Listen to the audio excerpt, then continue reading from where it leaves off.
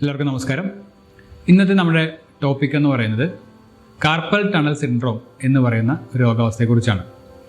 ഇതിൻ്റെ പ്രധാനപ്പെട്ട ലക്ഷണം എന്താണെന്ന് വെച്ചാൽ കൈയുടെ വിരലുകൾക്കുണ്ടാകുന്ന തരിപ്പാണ്.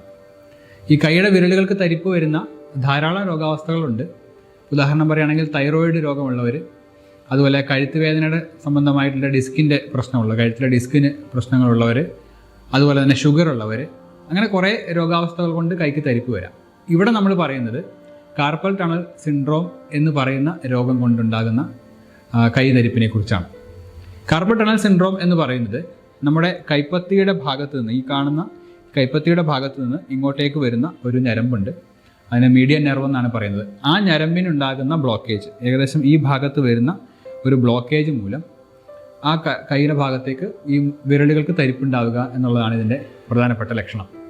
ആ തരിപ്പ് പ്രധാനമായും ഉണ്ടാകുന്നത് ഈ മൂന്ന് വിരലുകൾക്കാണ്. ഒന്ന് നമ്മുടെ തള്ളവിരൽ, ചൂണ്ടുവിരൽ, പിന്നെ ഈ വിരലിൻ്റെ പകുതി ഭാഗത്തോളം തരിപ്പ് വരും.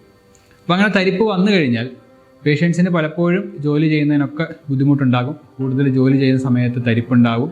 അതുപോലെ എന്തെങ്കിലും സാധനങ്ങൾ എടുക്കുന്നതിനൊക്കെ ബുദ്ധിമുട്ടുണ്ടാകും. അതുപോലെ അവർക്കൊരു ബലക്കുറവ് പോലെ, കൈക്കൊരു ബലക്കുറവ് പോലെ തോന്നാം.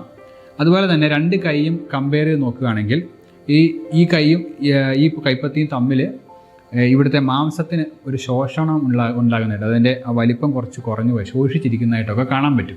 അപ്പോൾ ഇതിൻ്റെ പ്രധാനപ്പെട്ട കാരണമെന്ന് പറഞ്ഞാൽ നമ്മുടെ ആ ഭാഗത്തുള്ള ആ ഞരമ്പിൻ്റെ ഉള്ള ഒരു ബ്ലോക്കേജാണ്.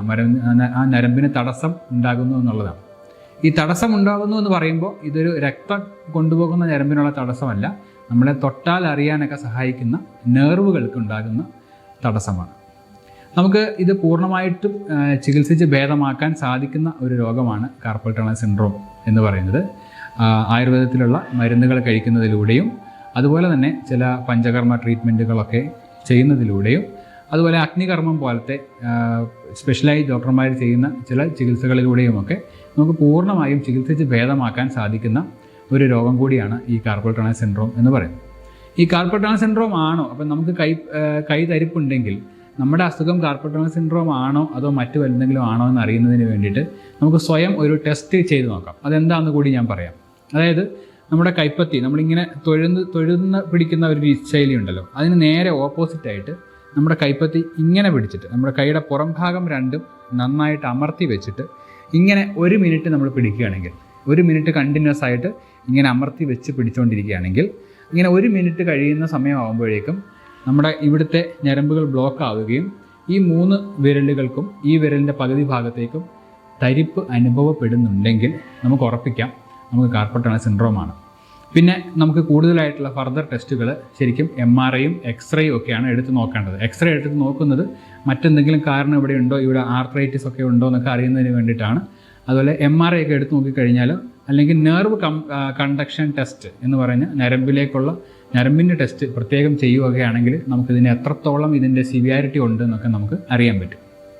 ഇതിന് അലോപ്പതി ഇംഗ്ലീഷ് മെഡിസിനിൽ സർജറിയാണ്, ആ ഭാഗത്തേക്കുള്ള ഞരമ്പിൻ്റെ ബ്ലോക്ക് മാറ്റാൻ വേണ്ടി സർജറിയാണ് ചെയ്യുന്നത്.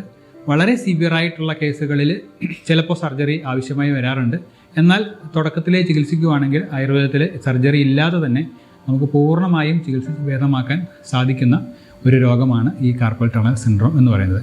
ഇതിനായിട്ട് നമ്മൾ അഗ്നികർമ്മം എന്ന ചികിത്സാ രീതി വളരെ എഫക്റ്റീവായിട്ട് കാണുന്നുണ്ട്. അതുപോലെ തന്നെ ചില പ്രത്യേക തരത്തിലുള്ള മരുന്ന് കൂട്ടുകൾ അരച്ച് അവിടെ ലേപമാക്കി ഇടുന്നതും, പ്രത്യേക തരത്തിലുള്ള മരുന്നുകൾ കൊണ്ടുള്ള കിഴികൾ കൊണ്ട് അവിടെ ചൂട് വെക്കുന്നതും, അതുപോലെ തന്നെ ഉള്ളിലേക്ക് കഴിക്കാനുള്ള കഷായങ്ങളും ഗുളികകളും ഒക്കെ കഴിക്കുന്നതിലൂടെ ആ ഭാഗത്തുള്ള ഞരമ്പിൻ്റെ ബ്ലോക്കേജ് മാറ്റി നമുക്ക് ആ ലക്ഷണങ്ങളിലൊക്കെ നല്ല ആശ്വാസം ലഭിക്കുന്നതായിട്ടും കാണാറുണ്ട്.